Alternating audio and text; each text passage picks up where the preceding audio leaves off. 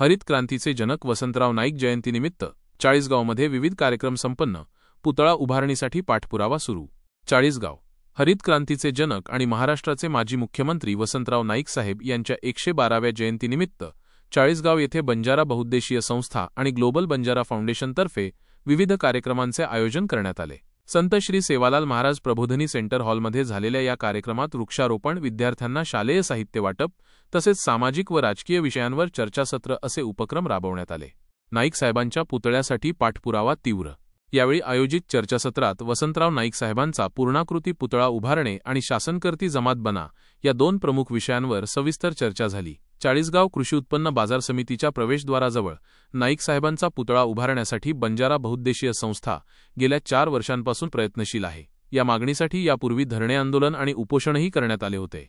त्यावेळी आमदार मंगेशदादा चव्हाण यांनी पुतळा उभारणी आणि घाट रोडवरील नागद चौकाला संत सेवालाल महाराज यांचे नाव देण्याच्या मागण्या मान्य केल्या होत्या.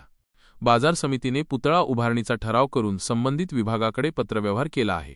यापुढील कायदेशीर पाठपुराव्यासाठी सामाजिक कार्यकर्त्यांचे शिष्टमंडळ निश्चित करण्यात आले असून जुलै महिन्याच्या आत सर्व कायदेशीर बाबी पूर्ण करण्याचे नियोजन आहे. आगामी निवडणुकांसाठी सामाजिक एकजुटीवर भर. चर्चासत्रात आगामी जिल्हा परिषद आणि पंचायत समिती निवडणुकांवरही विचारमंथन झाले. समाजातील इच्छुकांना प्रस्थापित पक्षांकडून उमेदवारी न मिळाल्यास सर्व सामाजिक संघटनांनी एकत्र येत समाजातील उमेदवारांना निवडून आणण्याबाबत योग्य वेळी बैठका घेण्यासंबंधी चर्चा झाली. मान्यवरांची उपस्थिती.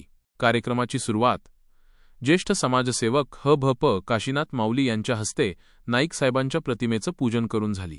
यावेळी बंजारा एकीकरण समितीचे अध्यक्ष देवेंद्र डी. नायक, शिवप्रेमी मराठा आंदोलक दिलीपभाऊ पाटील, ह.भ.प. कांतीलाल राठोड, कविवर्य विष्णुकुमार जाधव, ॲड. भरत चव्हाण, चित्राताई जाधव, अशोक राठोड, योगेश्वर राठोड, अनिल भाऊ राठोड, रूपसिंग जाधव, सुनील जाधव यांच्यासह अनेक सामाजिक कार्यकर्ते उपस्थित होते.